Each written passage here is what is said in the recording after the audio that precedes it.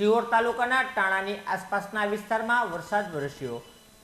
ભાવનગર જિલ્લાના સિહોર તાલુકાના ટાણા ગામની આસપાસમાં સવારના સમયથી વાતાવરણ પલટાયું હતું, જ્યારે આ વાતાવરણના કારણે બેકડી, ગુંદાળા, સરકડિયા, લવરડા, વાવડી, રાજપરા, બોરડી, અગિયાળી, દેવગણા ગામમાં ધોધમાર વરસાદ વરસતા પાણી વહેતા થયા હતા।